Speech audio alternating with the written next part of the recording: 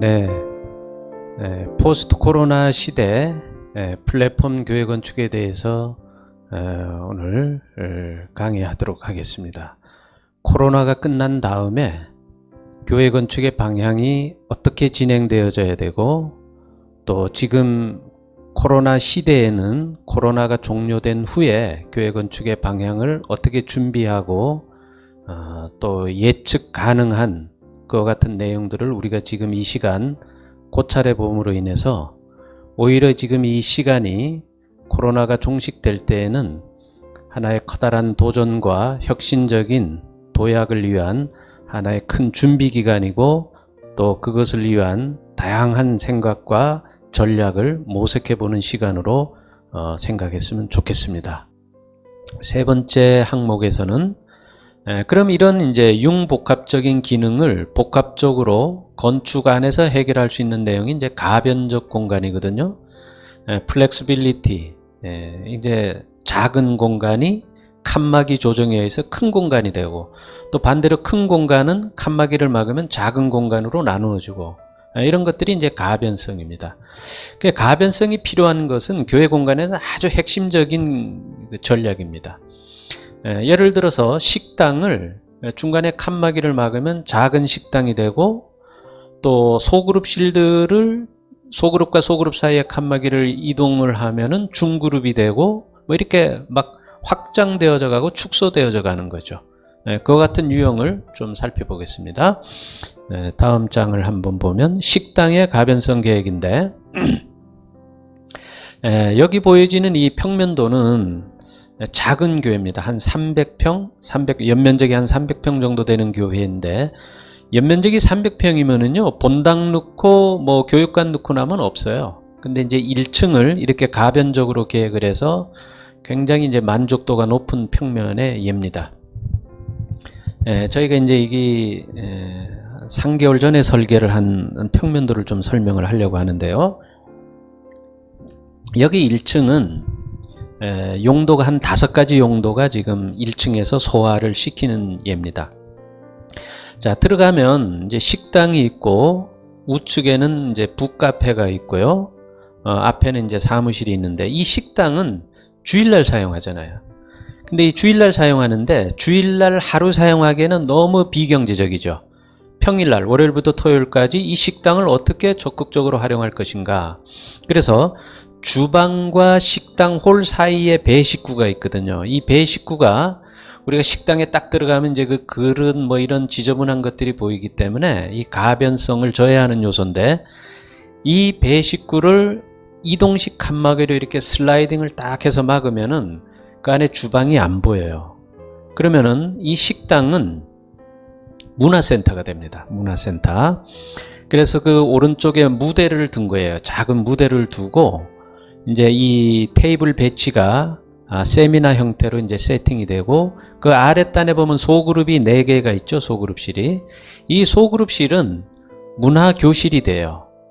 그리고 이 식당이 문화센터가 아니고 집합 교육공간이 될 때에는 홀 쪽은 강의 공간, 집합 교육공간이 되고, 소그룹실은 분반 교실이 됩니다. 그리고 식당 홀에 있는 의자들을 소그룹실로 이렇게 좀 집어넣고 세팅을 하면 식당이 청소년들의 탁구장이 돼요. 그럼 벌써 한 4가지 용도를 쓰잖아요. 그리고 만약에 주일날 식사 공간이 조금 좁을 때에는 식당과 카페 사이의 그 칸막이는 폴딩 도어로 되어 있습니다. 그래서 이 폴딩 도어를 이렇게 싹 열면은 오른쪽에 카페하고 식당이 하나의 공간이 돼요. 하나의 공간이. 그 오른쪽이 이제 붉은색으로 되어 있는 부분이 카페거든요.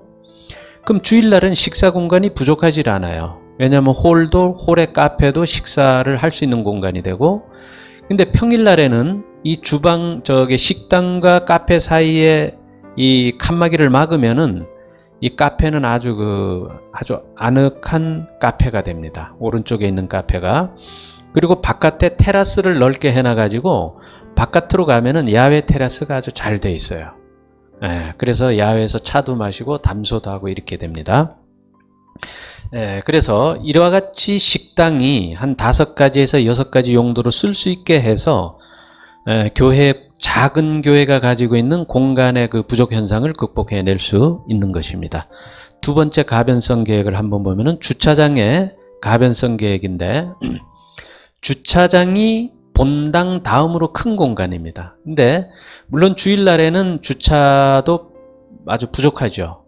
근데 평일날에는 이 주차장이 많이 비어요. 교회 주차장을 가보면.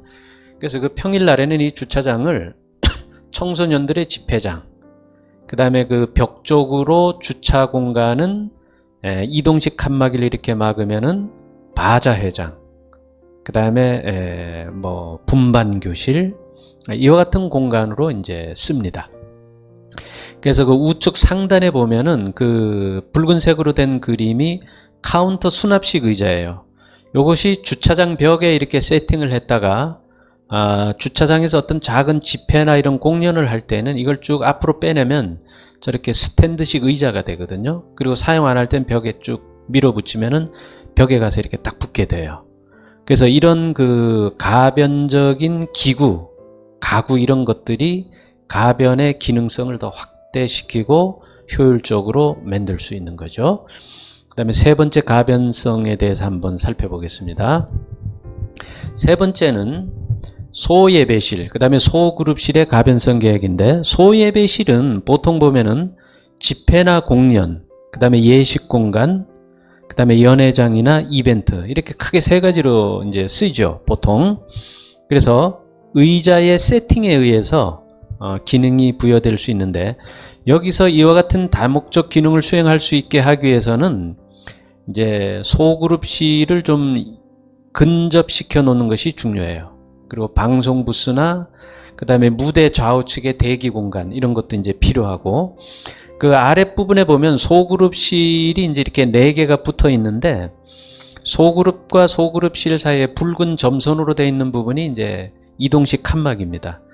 이 이동식 칸막이를 이렇게 벽 쪽으로 딱 밀면 소그룹실이 중그룹실이 되죠. 큰 공간이 나오고, 또 이 소그룹실을 이제 칸막이를 막으면 이제 소그룹실이 되죠. 그러면은 코비드 시대에서는 이 소그룹실이 어떻게 기능하냐면 셀 처치가 돼요. 셀 처치. 가정교회가 여기에 와서 목장별로 아니면 그 지역별로 예배를 드리고 모임을 갖고 이렇게 되는 거죠. 그래서 이 소그룹실이 이제 다양하게 쓰는 거예요. 분반교실, 기관사무실 이렇게도 쓰지만 셀처치, 목장교회 이런 교회로 다양하게 쓴다는 거죠. 비전과 진보의 이름, 야긴건축. 1994년 이후 전국의 수많은 교회를 설계, 감리해온 야긴건축. 교회 건축을 위해 쌓아온 25년여의 노하우와 설계 철학으로 최고의 명작을 탄생시킬 것입니다.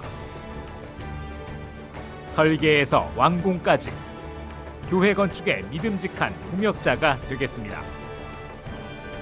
교회 건축의 시작과 완성은 야긴 건축과 함께 하십시오.